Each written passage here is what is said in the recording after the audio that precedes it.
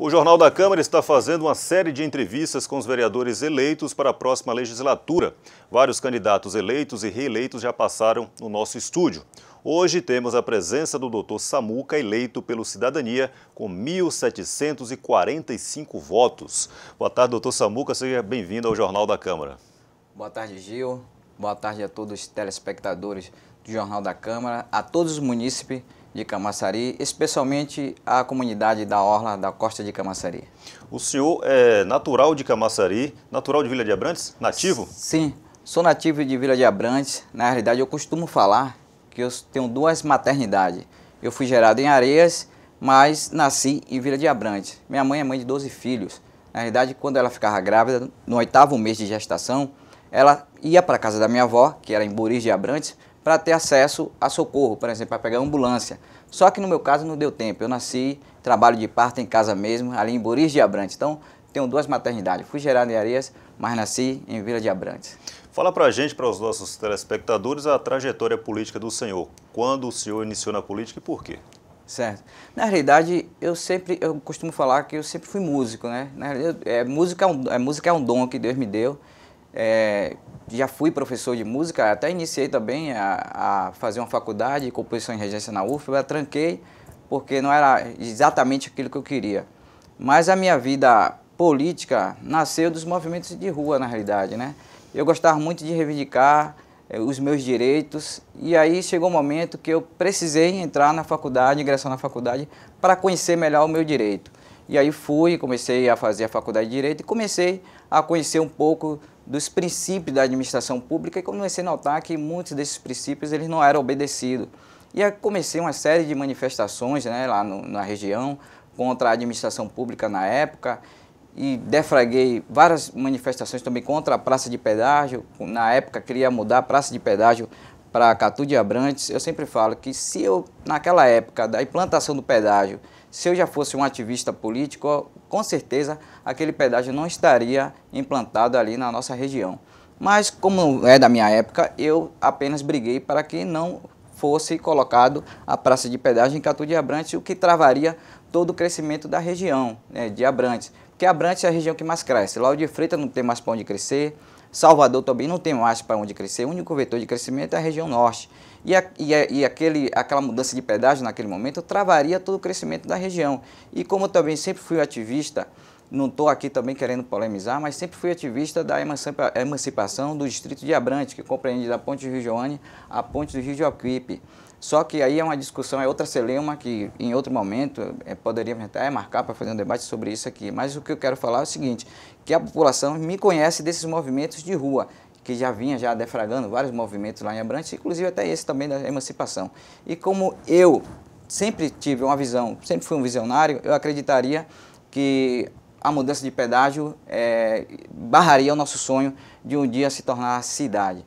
E naquele momento eu deflagrei várias ações contra a praça de pedágio, contra a CLN, que estava certo para mudar, né? Boema Gramacho, em conversa com o governador da época, que é o Rui Costa, queria realmente botar a praça de pedágio ali para obrigar as pessoas a passar pela via metropolitana. Inclusive eu sentei na época com o governador, com o prefeito Ademar Delgado, com alguns vereadores da época também, para ver qual era a melhor alternativa para a mudança dessa praça. Isso não mudou porque a gente fez o enfrentamento. Então a população já me conhecia desses movimentos, né? Depois que eu me tornei advogado, comecei a ajudar ainda mais a comunidade, né?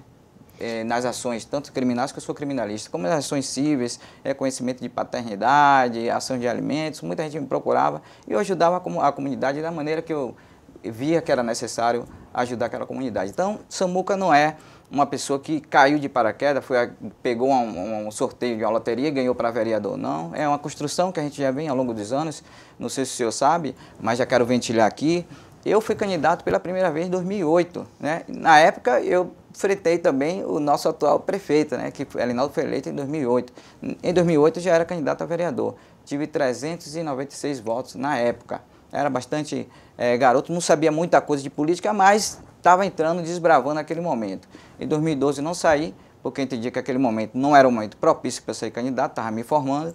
E saí em 2016, vim de um acidente de moto na época, inclusive eu estagiava aqui na Câmara, na época que eu tive esse acidente. Em 2016 não fiz a pré-campanha. mas ainda assim obtive 416 votos. E agora, novamente, candidato a vereador, 2020, tive 1.745 votos e fui agraciado com a cadeira.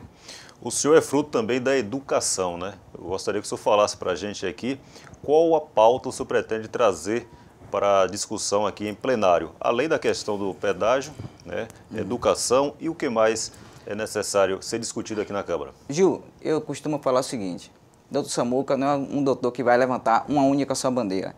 Eu sempre costumo falar que o vereador eleito, ele tem que defender todas as bandeiras.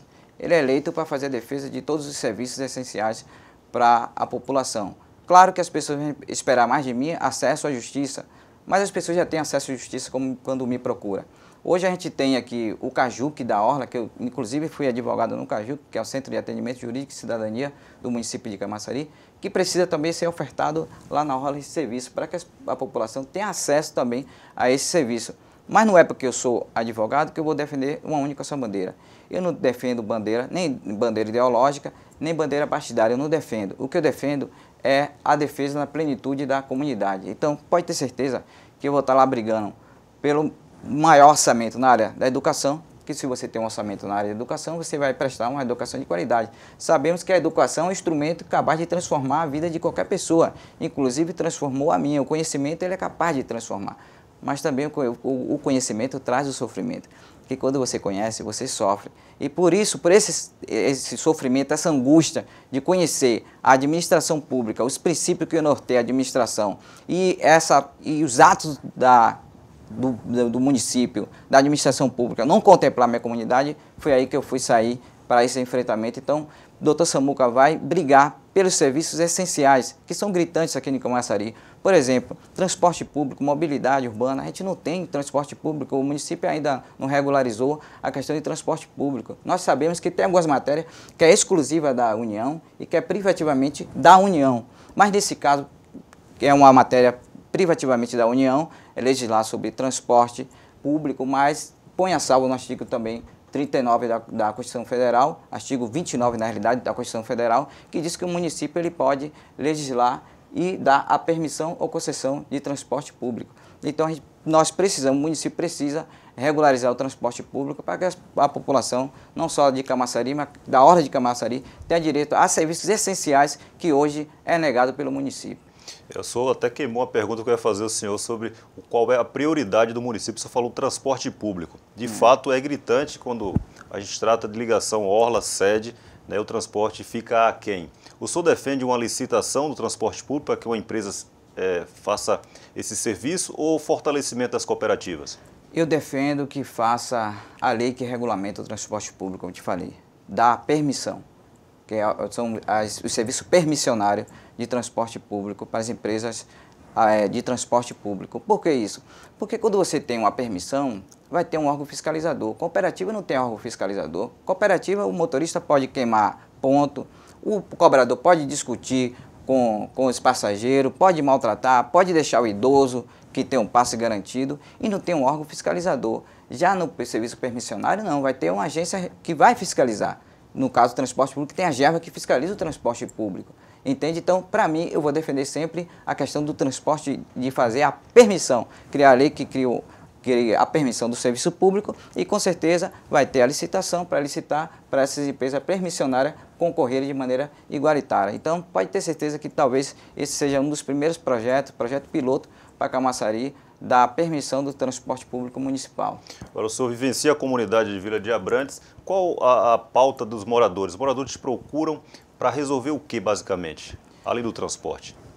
Veja bem, Gil, hoje a população de Vila de Abrantes é carente demais de um defensor. Um defensor, aquela pessoa que vai defender. Abrantes é um distrito grande, que tem muitas complexidades, porque tem alguns bairros ali da região que são bastante carentes. Por exemplo, Catu de Abrantes, Areias, Coqueiro de Arembepe, tem algumas comunidades em Monte Gordo que são bastante carentes. Aqui, Parque Real Serra Verde, tem lugares que não são pavimentados, não tem posto de saúde. Hoje tem vários problemas gritantes. Abrantes hoje cresce de maneira assustadora e a gente não vê uma política capaz de reparar alguns danos que hoje tem no distrito de Abrantes. Por exemplo, as mães saem para trabalhar, não tem um local para botar uma creche, para botar as suas crianças, né? Então a gente vai lutar para que seja implantada também a creche escola, para que as mães possam sair e colocar as crianças na creche para poder trabalhar. Tem alguns serviços também que a gente entende que é essencial para Abrantes, a questão da entrega de cartas de correio. A gente sabe que fez todo o mapeamento da cidade, mas precisa fazer o mapeamento. A gente tem que brigar por isso, que Abrantes ela cresceu. Hoje tem vários condomínios instalados ao redor de Abrantes, vários residenciais, e com isso a entrega de correspondência também aumentou. Então o município ele não acompanhou o crescimento daquela região. Então são situações que são gritantes e a população é carente de uma pessoa que vá buscar esses serviços essenciais. Por exemplo, a saúde ainda está aquém do merecimento daquela comunidade. Hoje o distrito de Abrantes manda muitos impostos para Camaçari Centro e esses impostos não retornam em benefício à comunidade. Então a gente vai brigar por orçamento na área de saúde para que a população chegue no posto de saúde, encontre exame médico, encontre serviços essenciais. A gente teve a notícia aí que agora o Hospital Geral de Camaçari não vai poder pegar situações de urgência e emergência. Isso vai afetar diretamente no município e hoje lá em Abrantes não tem uma UPA tipo 3 com toda essa especialidade, tem o PA. PA só tem um clínico geral que faz... Você defenderia a instalação de uma UPA em Vila de Abrantes? Uma UPA tipo 3 a gente vai buscar com toda a especialidade, agora principalmente agora que o Hospital Geral negou o acesso à saúde. A mais próxima ali é Arembepe, né? A mais próxima é Arembepe, mas nem toda a população tem condições de pagar pedágio, que é um dos pedágios mais caros do Brasil, a CLN, para ir para Arembepe. Então, pode ter certeza, se uma pessoa passar mal em Vila de Abrantes, é mais fácil ela correr para Lauro de Freitas e para outra cidade do que para Arembepe por conta do pedágio, que realmente é um divisor de águas ali na nossa região. Então, hoje Abrantes tem vários serviços que nós precisamos atuar. O prefeito precisa ter um olhar holístico para a Vila de Abrantes e a gente com certeza vai estar fazendo essa defesa. Abrantes é a região que mais cresce de todo o litoral e a gente tem que ter esse olhar para a Vila de Abrantes. Quero dizer que o senhor com certeza trará um discurso qualificado para a Câmara. Parabéns pela vitória, boa sorte para os próximos 4 anos e deixo o espaço para que o senhor agradeça aos seus eleitores e também a todos os cidadãos de Camaçari. Obrigado, Gil, obrigado TV Câmara, Jornal da Câmara, por esse momento, né, de informação. E a gente também levar para a população quem é Dr. Samuca, que as pessoas tanto queriam conhecer quem foi esse candidato que desbancou os medalhões do Cidadania. Mas, com todo o respeito àqueles que concorreram, a gente acha que isso é um resultado de um trabalho feito ao longo dos anos. E eu acredito que Camaçari ganhará com um discurso na Câmara, com um discurso técnico, qualificado. Eu acredito que hoje o cidadão, quando se dirigir até a Câmara de Vereadores, vai ser um momento de informação e de conhecimento e de aprendizado, porque nós vamos também levar um momento de cidadania. As pessoas vão chegar lá e vai dizer, pô, não conhecia esse direito e vai passar a conhecer. Eu acredito que os debates, até pelas discussões que a gente já vê aí dos novos vereadores que entraram na Câmara, com certeza vai equilibrar os debates e quem só tem a ganhar com isso é a população de Camaçari. Então, eu já quero agradecer e dizer que a população de Camaçari, a partir do dia 1º de 2021, vai ter aí uns desbravadores aí de um novo momento político e da história de Camaçari. Obrigado mais uma vez, boa sorte. Eu agradeço, muito obrigado.